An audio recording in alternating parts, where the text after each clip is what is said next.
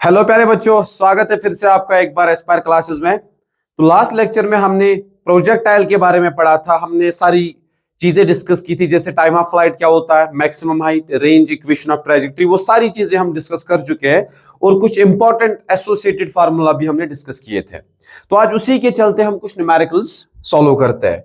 तो पहला सवाल जो है वो है, a particle projected from ground executing projectile motion has initial velocity given as. तो एक पार्टिकल को ऐसे फेंका गया है, ऐसे, तो उसकी जो इनिशियल वेलोसिटी उसकी दे रखी है 4i कैप, ऐसे 4i cap plus 3j cap.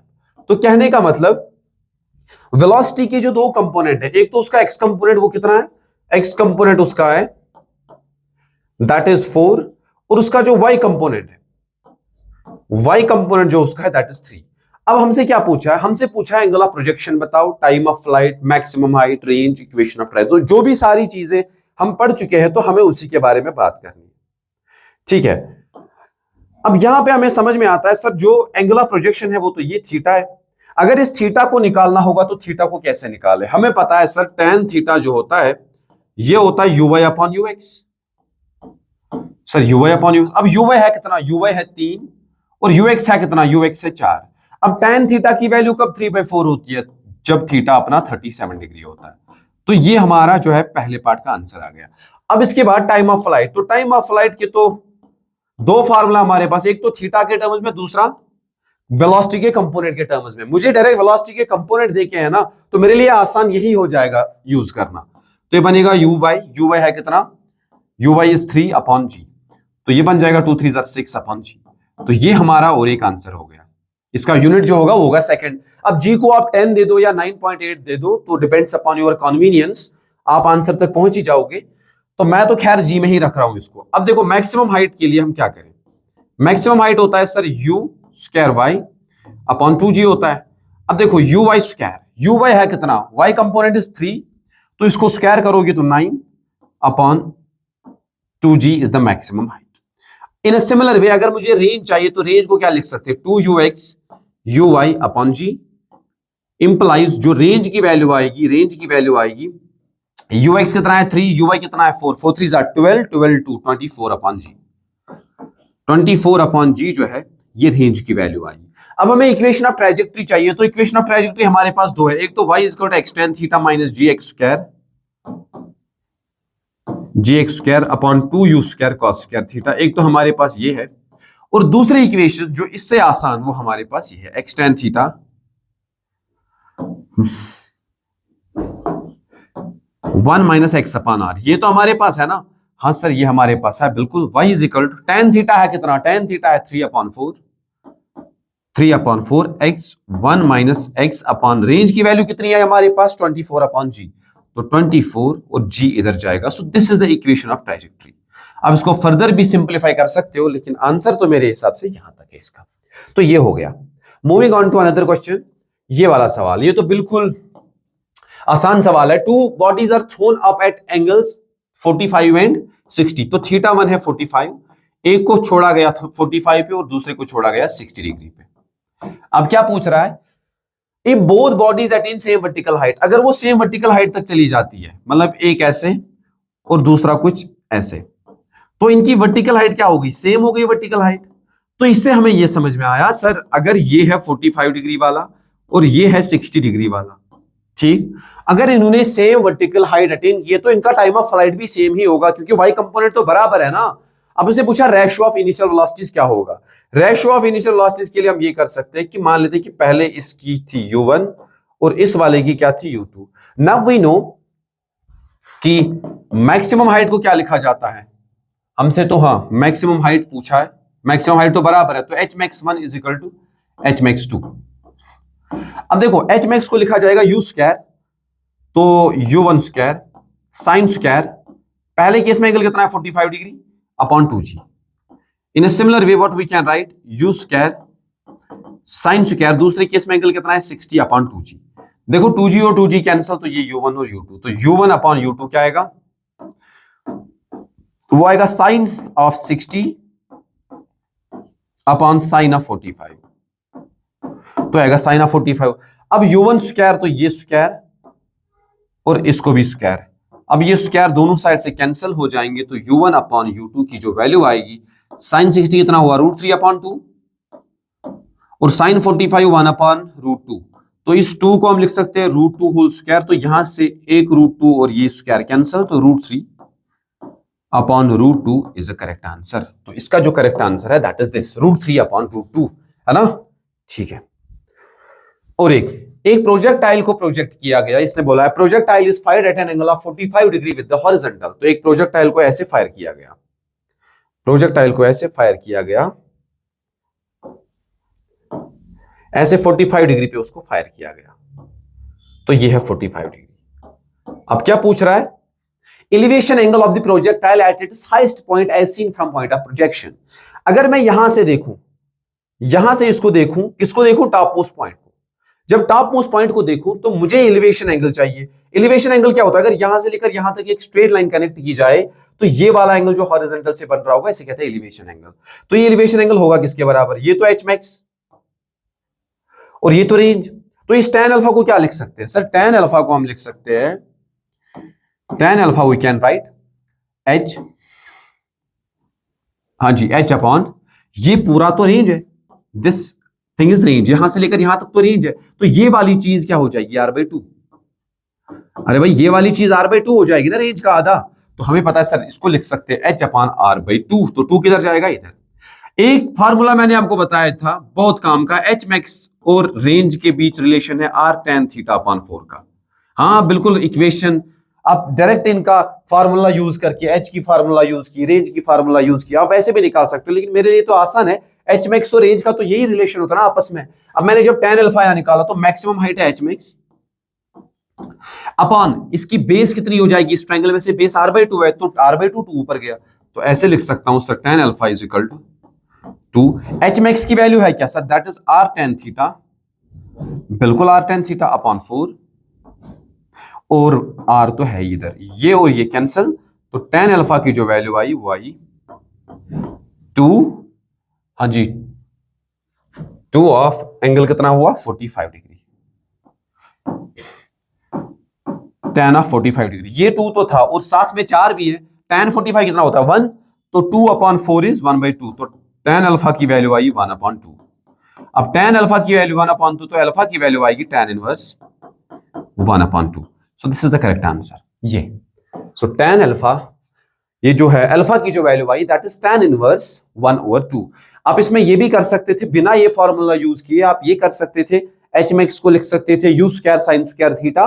इन सिमिलर वे आप रेंज को भी क्या लिख सकते थे, u स्क्वायर sin 2 थीटा अपन g करके इनको डिवाइड वगैरह करके आंसर ये आता। लेकिन ये तो मैंने आपको डायरेक्ट बताया ना, ये फॉर्मूला आपको बार बार बचाएगा, खास करके आपके नीट पर्सपेक्टिव से आपको बार बार बचाएगा। ठीक है जी। हाँ, क्या पूछा है, A projectile is thrown into space so as to have maximum possible range। एक प्रोजेक्टाइल को स्पेस में फेंका गया ताकि उसकी रेंज मैक्सिमम हो।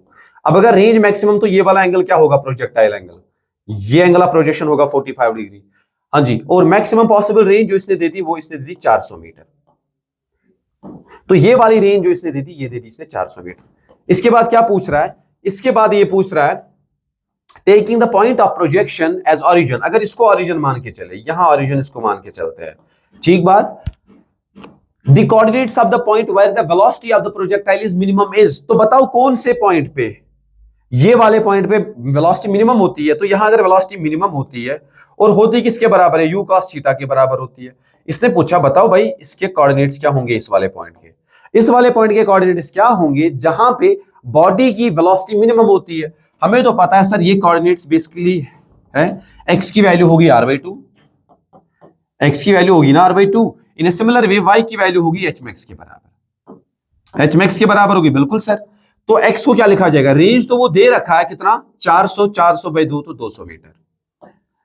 बट ये एच मैक्स को कैसे निकाले सर, एच मैक्स को मैं लिख सकता हूं r tan थीटा, अभी मैं बोल रहा था r tan थीटा अपॉन 4 लिख सकते हैं।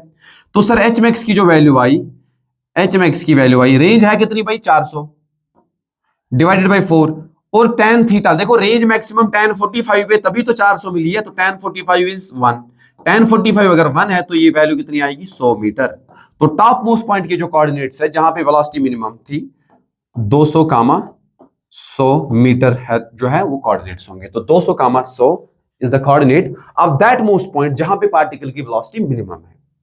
ठीक है, और एक देख लेते हैं। अब इसने क्या पूछा है, projectile can have same range for two angles of projection. हाँ ये तो पता है सर, दो एंगल्स पे सेम रेंज होती है, एक ये और दूसरा ये। अगर एक एंगल होता है थीटा तो दूसरा होता है 90 माइनस थीटा, ये तो हमें पता है सर। अब इसके बाद क्या पूछा है इसने, if T1 and T2 be the time of flight in two cases. अगर पहले केस में टाइम ऑफ फ्लाइट लगा T1 और दूसरे केस में टाइम ऑफ फ्लाइट लगा T2, ठीक sir, then what is the product of two times. तो दो टाइम्स का प्रोडक्ट क्या होगा। तो पहली बार मैं T1 को लिखूंगा 2u sin थीटा अपॉन जी। बिल्कुल लिख सकते हैं सर, अरे लिख सकते हैं कि नहीं। इन सिमिलर वे आप T2 को क्या लिख सकते हो, 2u sin थीटा के बदले क्या लिखिए, क्योंकि वो 90 माइनस थीटा है ना, तो वो बन जाएगा साइन ऑफ 90 माइनस थीटा, जो कि बेसिकली है cos of theta.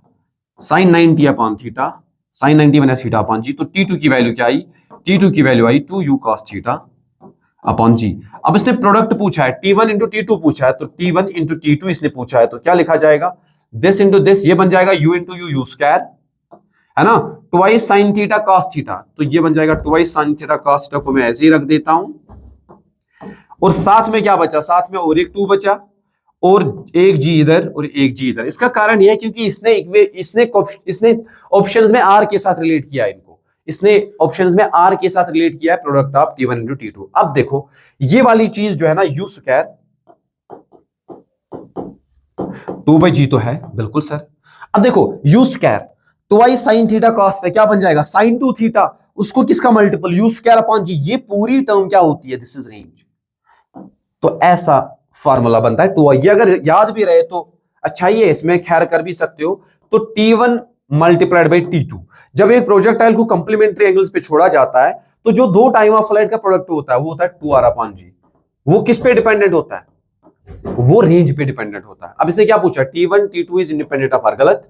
T1 T2 is proportional to are, हाँ बिल्कुल सही, जबकि इसमें कांस्टेंट होता है 2 अपॉन जी। ठीक है ना, हाँ जी सर बिल्कुल। अब ये वाला देखो, अब इसने इक्वेशन ऑफ ट्रैजेक्टरी दे दी, the equation of projectile is given by, इसने इक्वेशन ऑफ प्रोजेक्टाइल दे दी y is equal to √3x minus gx square upon 2। अब हमसे क्या पूछा है, हमसे पूछा दी एंगल ऑफ प्रोजेक्शन। तो एंगल ऑफ प्रोजेक्शन क्या होगा, मैं इसको कंपेयर कर सकता हूं ना, y is equal to x tan theta minus gx square upon 2u square cos square theta. ये तो हमारे पास फार्मूला है। नाउ वी कैन कंपेयर, देखो यहां x का कोएफिशिएंट क्या है √3 और यहां x का कोएफिशिएंट क्या है tan theta. So if we compare these two, क्योंकि यही प्रोजेक्टाइल मोशन है, अगर ये प्रोजेक्टाइल की इक्वेशन दे दी तो फंडामेंटल इक्वेशन क्या प्रोजेक्टाइल की, ये तो tan थीटा को किसके बराबर लिखा जाएगा, we can write tan theta is equal to √3। अब हमें सर पता है tan theta √3 that means theta is equal to 60 degree. So 60 degree is the correct answer. तो इसने रेडियन में दे दिया, तो 60 डिग्री इन रेडियंस क्या होता है, π/3 radians. So π/3 radians is the correct answer. तो ये, अब इसका करने का तरीका और एक भी है। देखो ये प्रोजेक्टाइल का पाथ है। अब ये प्रोजेक्टाइल का पाथ है, तो अगर मैं किसी भी पॉइंट पे स्लोप देखूं dy अपॉन dx, अगर मैं dy अपॉन डी, ये तो y हुआ और ये क्या हुआ, ये तो x हुआ, ये तो पाथ है ना, उस पाथ की इक्वेशन आपको देखिए y is equal to √3x minus gx square upon 2। अब मैं लिख सकता हूं sir dy upon dx, dy upon dx किसके बराबर, अगर मैं इसको डिफरेंशिएट करूं, इस वाली इक्वेशन को डिफरेंशिएट करूं तो क्या बचेगा, √3 माइनस 2gx स्क्वायर अपॉन 2, फिर 2 और 2 कैंसिल। अब मेरे से क्या पूछा है, मेरे से एंगल ऑफ प्रोजेक्शन पूछा है ना, तो उस केस में x क्या हो जाएगा 0। अगर मुझे dy बाई dx चाहिए, अगर मुझे स्लोप चाहिए, स्लोप क्या होता है, जो टेंजेंट किसका लेते हैं हम, dy अपॉन dx को लिखा जाएगा √3। अब अगर मुझे dy अपॉन dx चाहिए तो मुझे आया सर 2 और 2 कैंसिल हुआ, लेकिन मुझे कब चाहिए, मुझे तो टेंजेंट चाहिए ना x इक्वल टू 0 पे। अगर x इक्वल टू 0 पे वैल्यू दे दूं तो ये चीज उड़ गई, तो किसके बराबर है, √3 के बराबर। अब इस टाइम पे जो एंगल बना ये क्या हुआ, थीटा, इसी को क्या लिखा जाएगा, tan ऑफ थीटा। तो tan थीटा √3 के बराबर, that means initial angle of projection जो हमारा है वो 60 डिग्री के बराबर है। देखो इस चीज के लिए आपको जरूरी नहीं कि आपको इक्वेशन ऑफ ट्रैजेक्टरी पता हो, लेकिन इस चीज के लिए आपको इक्वेशन ऑफ ट्रैजेक्टरी का पता होना बहुत लाजिम हो जाता है। ठीक बात, ओके। और एक सवाल जो दिया है वो इसने बोला कि sir y is equal to 16x minus x square upon 4। अब पूछ रहा है बताओ भाई हॉरिजॉन्टल रेंज क्या होगा, हॉरिजॉन्टल रेंज क्या होगा, तो मैं इसको इससे कंपेयर कर सकता हूं, क्योंकि अभी रेंज हमसे पूछा है ना, मैं इस इक्वेशन को इससे कंपेयर करके देखता हूं। लेकिन इस इक्वेशन में मुझे इधर बस 1 होना चाहिए, लेकिन इधर 1 तो नहीं है, तो ठीक है 16x बाहर आएगा। 16x बाहर आया तो 1 माइनस यहां बचेगा एक x बाहर, तो इधर x। अब ये 16 बाहर आया, इसके साथ 16 था नहीं, तो 16 इंटू 4। देखो फिर से मल्टीपल करोगे 16x बनेगा, 16 मल्टीपल करोगे 16 16 कैंसिल, तो ये बनेगा नीचे 4 ही बचेगा, x इंटू x है, तो फिर से वही इक्वेशन है। नाउ आई कैन कंपेयर, देखो यहाँ x तो यहाँ x, यहाँ tan थीटा तो यहाँ 16, तो tan थीटा की वैल्यू क्या आएगी 16। हमें तो एंगुलर प्रोजेक्शन पूछा ही नहीं है, यहाँ 1 यहाँ 1, यहाँ x तो यहाँ x, यहाँ r तो यहाँ r के बदले है क्या, यहाँ r के बदले है sir 16 into 4, 64 metre is the correct answer. तो इसका 60, हाँ जी, तो this will be the correct answer to this question, है ना। तो दिमाग में चलनी चाहिए सारी इक्वेशंस, क्या क्या डेटा मुझे दे के है, मुझे कौन कौन सी इक्वेशन यूज करनी है, और शॉर्टकट से मैं कैसे रिजल्ट तक आ सकता हूं, वो दिमाग में आपके घूमना चाहिए। वो तब आएगा जब आप लोगों ने अच्छे से रिवाइज किया होगा, जब आपके फार्मूला जो भी होंगे टिप ऑफ द टंग होंगे। अब इस सवाल को पढ़ो। Given a projectile launched from the ground at an angle theta, at an angle projection theta. तो एक पार्टिकल को ऐसे प्रोजेक्ट किया गया यू रफ्तार से एंगल थीटा पे, what is the expression for its height y। तो ये हाइट y इसने दे दी in terms of horizontal distance x1 and x2। तो इसने बोला एक पार्टिकल इधर है और अभी वो किस दूरी पे है, अभी वो हॉरिजॉन्टल x दूरी पे है, और उसका y कोऑर्डिनेट कितना है y। तो इस पॉइंट के कोऑर्डिनेट क्या हो गए, इस पॉइंट के कोऑर्डिनेट हो गए x1, y। अब इसने पूछा बताओ भाई इनमें से कौन सा सही है, x1, x2, y, थीटा, इनके बीच कैसा रिलेशन है। तो मैं क्या कर सकता हूं, अभी अभी जो मैं इक्वेशन लिख रहा था उस इक्वेशन को मैं फिर से लिखता हूं, y is equal to x tan theta 1 minus x upon r। Range अभी देखो x अपॉन r होता है ना, तो रेंज है कितनी अभी x1 प्लस x2, तो उस रेंज को मैं क्या लिख सकता हूं, x1 प्लस x2 लिख सकता हूं। तो now we can cross multiple this, x tan theta तो है ही, हाँ तो थीटा के टर्म्स में ही रखना है, x1 प्लस x2, और ये कौन सा, ये तो भाई x1 है, क्योंकि इस पॉइंट के लिए अगर मैं लिखूं इस करू पे मैं अगर देखूं ये पॉइंट कब सेटिस्फाई करेगा, तब सेटिस्फाई करेगा जब x1 पुट करोगे और y को y ही रखोगे, क्योंकि यही कोऑर्डिनेट्स आपको x1 y दे के ही है। तो लिख दिया x tan थीटा, तो ये बनेगा x1 प्लस x2 और माइनस x1 और x1 कैंसिल हो जाएगा, तो क्या बचेगा x2 upon x1 plus x2। हाँ जी, तो मेरे हिसाब से तो आंसर यही है। और ये कौन सा, ये खुद x1 है, क्यों, क्योंकि हमसे पूछा है ना इस वाले पॉइंट पे, अगर आप देखोगे तो बताओ कौन सा रिलेशनशिप सही है। तो मैंने कौन सी इक्वेशन लगा दी, मैंने लगा दी equation y is equal to x tan theta into 1 minus x upon r, ये वाली इक्वेशन मैंने लगा दी। अब देखो जब इस पॉइंट के लिए सॉल्व करोगे तो x1 को क्या, x को क्या वैल्यू दोगे x1, और यहां भी x को क्या वैल्यू दोगे x1 वैल्यू दोगे। तो इन सिमिलर वे मैंने यहां वैल्यू दे दिए, तो y की वैल्यू जो आई वो आई x1 x2। अरे दिखने में खतरनाक सवाल है तो कुछ भी नहीं, अगर आपको इक्वेशन पता है तो x1 प्लस x2, मेरे हिसाब से तो ये आंसर है भाई। अब देखो कौन सा मैच हो रहा है, x1 x2 tan theta, x1 plus x2, x1 x2 tan theta upon x1 plus x2, so this is the correct answer. ठीक है ना, तो ये इंपॉर्टेंट हो जाता है कि आपको सारी इक्वेशंस दिमाग में हो। अब और ये क्या पूछा हमसे, a cricket ball is thrown over a triangle at an angle of inclination alpha. ठीक है, from one end of horizontal base falls on other end of base after grazing the vertex, if theta 1 and theta 2 are base angles of projection, then. पहले सवाल को समझते हैं उसके बाद options पे आते हैं। देखो इसने बोला कि यहां हमने एक ट्रायंगल जैसा कंस्ट्रक्ट किया, ऐसा एक ट्रायंगल जैसा कंस्ट्रक्ट किया, और उस ट्रायंगल में से देखा जाए ये वर्टेक्स एंगल, ये वाला इसने दे दिया थीटा 1, और ये वाला एंगल इसने दे दिया थीटा 2। ठीक है, ये दे दिया। उसके बाद एक गेंद को फेंका जाता है, कैसे फेंका जाता है, इस टॉप वर्टेक्स को ग्रेज करके निकलती है, मतलब जस्ट ऐसे, ऐसे बॉल को फेंकोगे ऐसे ऐसे जाए, इसको जस्ट टच करके कहां गिरेगी, इधर गिरेगी। ठीक है, तो ऐसे ऐसे ऐसे इसको ग्रेज करके निकलती है, तो ऐसे फेंका गया इसको। ठीक है ना, ओके। अब इसने बोला ये है u और ये है angle of projection, angle of projection को इसने बोला अल्फा। तो ये वाले जो है ना, ये वाले एंगल्स, ये तो ग्रेजिंग एंगल्स हुए। ये इसको अच्छे से बना देते हैं, इसको थोड़ा अच्छे से बना देते हैं। देखो जी, ये तो हमारा प्रोजेक्टाइल हुआ, दिस इज द प्रोजेक्टाइल। अब देखो इसने क्या बोला, अब इसने बोला कि यहां से एक ऐसा पॉइंट है, उसको ऐसे यहां से लेकर यहां तक एक ट्रायंगल बनाओ, तो ये प्रोजेक्टाइल उसको ग्रेज करके निकलता है, जस्ट छूकर उसको निकलता है। और ये वाला एंगल इसने बोल दिया θ1, ये वाला एंगल इसने बोल दिया θ2, और ये इसने एंगल ऑफ इंक्लिनेशन दे दिया, ये एंगल इंक्लिनेशन इसने दे दिया अल्फा। अरे है ना, ठीक है। अब क्या पूछा, बताओ इनमें से कौन सा सही है, इनमें से कौन सा सही है। पहले हम कोऑर्डिनेट्स मान लेते हैं, इस पॉइंट के कोऑर्डिनेट्स में मान लेता हूं x1 y1। अगर इसके कोऑर्डिनेट्स x1 y1 मान लूं तो ये कितना हो जाएगा, ये हो जाएगा x1, तो ये वाला कितना हो जाएगा, ये वाला हो जाएगा रेंज माइनस x1। अरे ये वाला तो हो जाएगा ना रेंज माइनस x1, बिल्कुल सर। पहले देखो tan θ1, अगर मुझे tan θ1 चाहिए तो tan θ1 है किसके बराबर, परपेंडिकुलर, परपेंडिकुलर है y1, क्योंकि ये तो y1 हुआ ना भाई, ये तो y1 हुआ, y1 अपॉन x1, तो y1 अपॉन x, क्योंकि सारा कुछ एडिशन में इसने दे दिया, tan θ1 tan θ2 cos θ1 cos θ2 ऐसा कुछ दे दिया।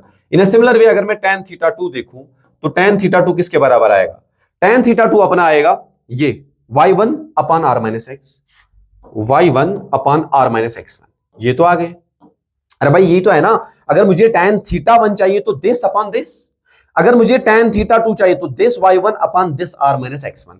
अब इनको मैं जोड़ लेता हूं, मैं देख लेता हूं tan θ1 प्लस tan θ2 किसके बराबर आएगा, tan θ1 plus tan θ2 is equal to, इनको जब जोड़ेंगे तो ये आएगा y1 तो बाहर, अंदर क्या बचा 1 upon x1 plus r minus x1, तो ये आ जाएगा tan θ1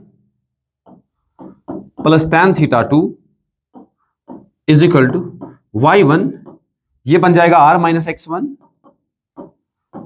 इंटू x1, बिल्कुल, upon x1 r minus x1। तो ये हाँ जी r माइनस,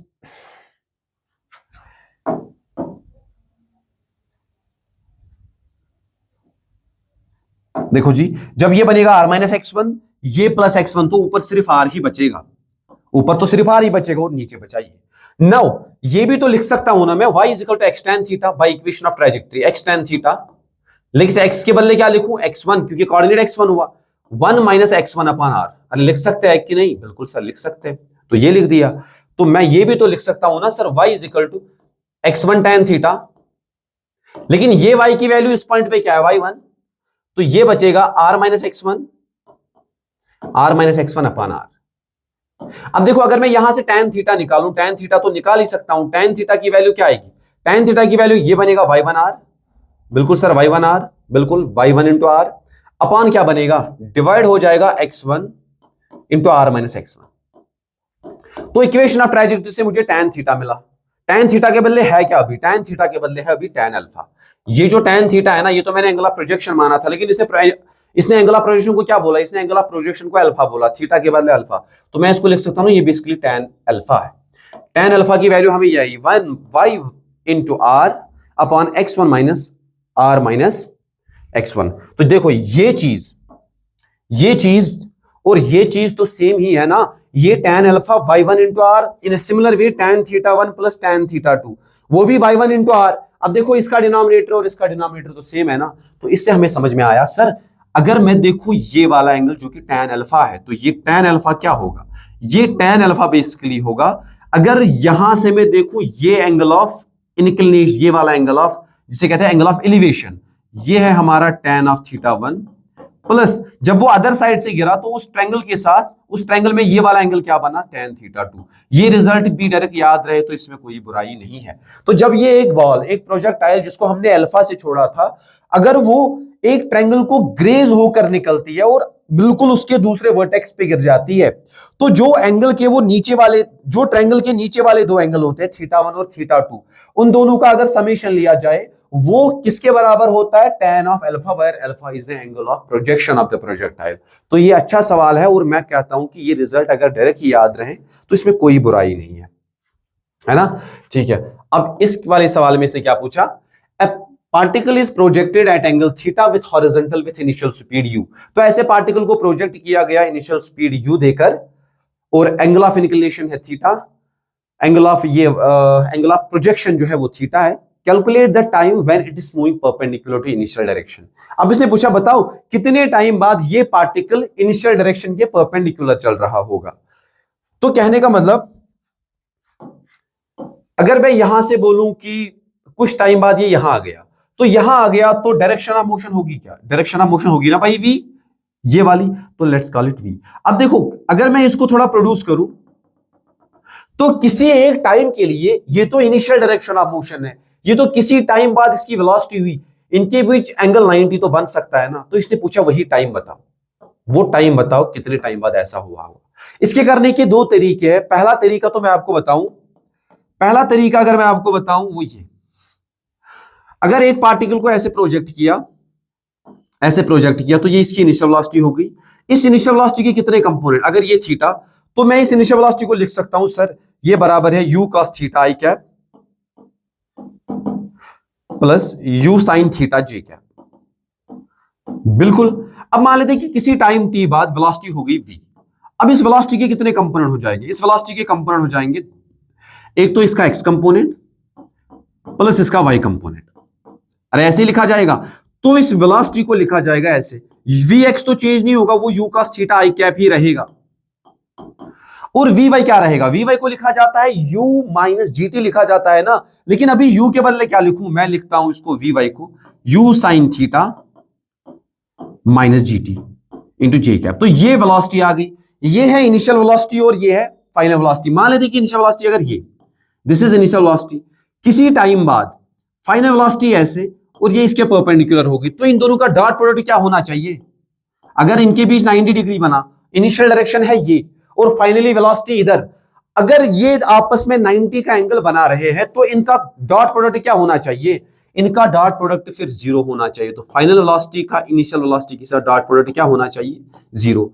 अब देखो यहां से आप इसका डॉट प्रोडक्ट ले सकते हो और आपको आसानी से आंसर आ भी जाएगा। लेकिन इसका एक शॉर्टकट तरीका भी है। शॉर्टकट तरीका क्या है वो आपको मैं बता दूं। देखो ये तो हो गई इनिशियल डायरेक्शन ऑफ मोशन।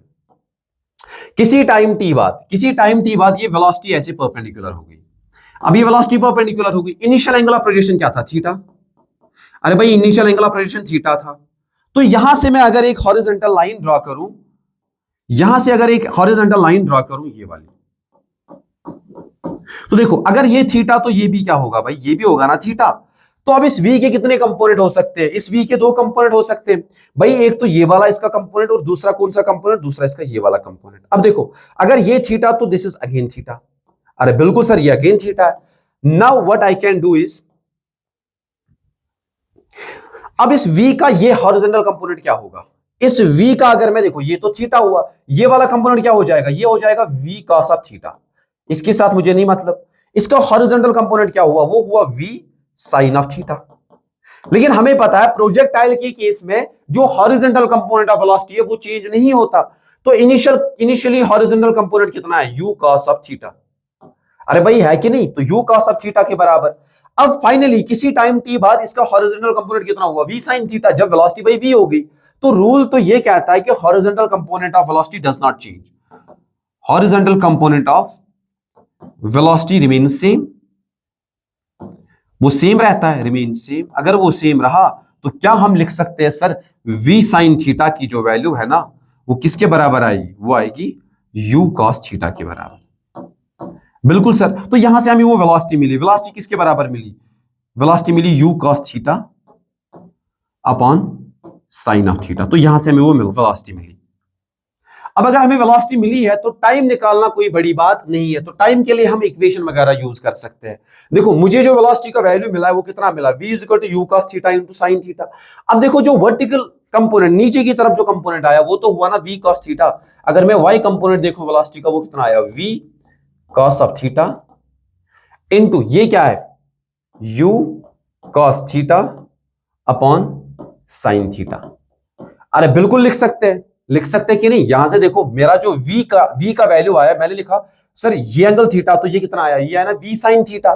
क्योंकि अगर ये थीटा 90 माइनस थीटा ये थीटा, तो इसके साथ क्या आया वी कॉस थीटा, इसके साथ क्या आया वी साइन थीटा। तो ये वी साइन थीटा किसके बराबर है, हॉरिजॉन्टल कंपोनेंट जो ऐसा ये वाला है, तो यू कॉस थीटा, तो वी की वैल्यू क्या आई u cos theta upon sine theta. ये बेसिकली टोटल वेलोसिटी मुझे आई। अब देखो अगर मुझे वी वाई चाहिए, अगर वी वाई मुझे चाहिए तो वी वाई किसके बराबर, वी वाई तो बराबर है ना वी कॉस ऑफ थीटा। अब वी की वैल्यू है कितनी, वी की वैल्यू है यू कॉस थीटा, यहां वी वाई की वैल्यू है कितनी, वो है वी कॉस थीटा, बिल्कुल। अब v की वैल्यू है कितनी, v की वैल्यू तो इधर से हमें पता है sir u cos square theta upon sine theta. तो ये वर्टिकल कंपोनेंट का वैल्यू मुझे मिला है। Now what I can do is, मैं ऐसे तो लिख सकता हूं ना v y is equal to u y plus a y t, vertical direction में लिख रहा हूं। अब देखो टाइम टी बाद ये वेलोसिटी वी वाई कितनी हो गई, अभी अभी हमने देखा ये कितनी हो गई थी, ये हो गई थी u cos square theta, u cos square theta sine थी, u cos square theta sine theta. तो लिखा जाएगा u cos square theta upon sine theta. अब देखो इनिशियल वेलोसिटी है कितनी, इनिशियल वेलोसिटी थी minus u sine of theta, लेकिन ये वाली वेलोसिटी ये नीचे की तरफ, तो ये नेगेटिव होगा ना, वी वाई नीचे की तरफ आया था वर्टिकल कंपोनेंट, तो ये नेगेटिव। अब ये यू वाई है इस साइड यू साइन थीटा, जब इस साइड लिया जाएगा तो माइनस यू साइन थीटा, और एक्सेलरेशन है कितनी माइनस जी इंटू टी। अब देखो ये बन जाएगा माइनस तो बाहर, ये बन जाएगा u तो है ही u बाहर, तो ये बन जाएगा कॉस स्क्वायर थीटा, ये बन जाएगा plus sine square theta upon sine theta is equal to minus g t. अब देखो sine square theta cos square कितना होता है 1, माइनस और माइनस हुआ कैंसिल, तो टी की वैल्यू जो आई वो आई u अपॉन जी साइन थीटा। तो इतने टाइम बाद इनिशियल वेलोसिटी और फाइनल वेलोसिटी एक दूसरे के परपेंडिकुलर हो जाते हैं। अब देखो अब ऑप्शंस को मैच करते हैं, हाँ जी u अपॉन जी साइन थीटा। तो इतने टाइम बाद जो वेलोसिटीज है वो परपेंडिकुलर हुए होंगे। इट्स नॉट जस्ट कि ये आपसे पूछता कि 90 डिग्री, मैं आपसे पूछता बताओ कितने टाइम बाद इनके बीच एंगल बना 80 डिग्री, तो तब भी आपको यही चीज अपनानी थी। अब इसमें थोड़ा सा एक्स्ट्रा कैलकुलेशन इसीलिए था क्योंकि इसने आपको उस टाइम पे वेलोसिटी नहीं पूछी, इसने आपको पूछा कि वो टाइम बताओ भाई, तो इसलिए थोड़ी सी कैलकुलेशन जो है वो थोड़ी बढ़ गई। तो अगर मैं और एक सवाल अपने से बनाकर आपको दे दूं, मैं बोलूं कि ऐसे एक प्रोजेक्टाइल है, ऐसे एक प्रोजेक्टाइल है और इसकी इनिशियल वेलोसिटी है, इसकी जो इनिशियल वेलोसिटी है वो है, इसकी इनिशियल वेलोसिटी है 10 मीटर पर सेकंड, और ये मान लेते हैं कि 37 डिग्री पे। मैं आपको बोलूं find speed of projectile, find speed of projectile when it is moving at an angle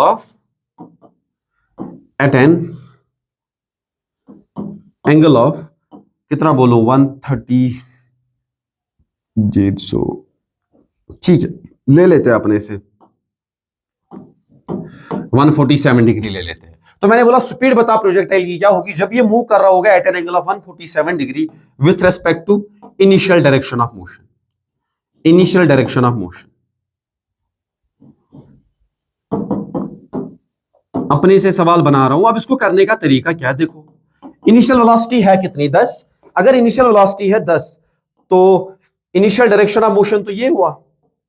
अब क्या पूछा मैंने, बताओ उस टाइम पे स्पीड क्या होगी जब डायरेक्शन ऑफ मोशन 147 डिग्री पे होगी विथ रिस्पेक्ट टू इनिशियल, मतलब वो कुछ इधर होगा, मतलब वो कुछ इधर होगा, है ना। अरे भाई वो कुछ इधर होगा, तो मान लेते कि यहां स्पीड हो गई v। अब ये एंगल कितना है भाई, ये एंगल मैंने दे दिया ना कि अब ये डायरेक्शन ऑफ मोशन जो है वो इनिशियल डायरेक्शन के साथ कितना एंगल बना रहा है 147, तो ये एंगल है टोटल 147। लेकिन ये चीज तो हमें पता है ना कि हॉरिजॉन्टल कंपोनेंट ऑफ वेलोसिटी जो है वो चेंज नहीं होते। अगर वो चेंज नहीं होते then what we can do is, अगर ये 37, अगर ये वाला 37, तो ये भी कितना होगा भाई, ये भी तो 37 करस्पॉन्डिंग ये और इनके बीच ये दो पैरेलल लाइंस, तो ये कितना होगा, ये वाला ये होगा 37।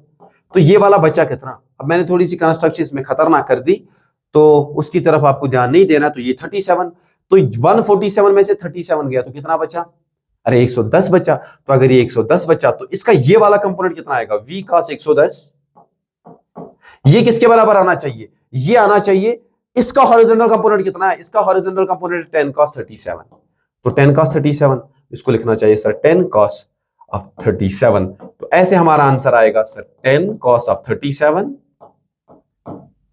Upon cos of 110। तो ऐसे इसको कर सकते हो। आपसे फिर टाइम भी पूछे then you have to use first equation of motion in vertical direction.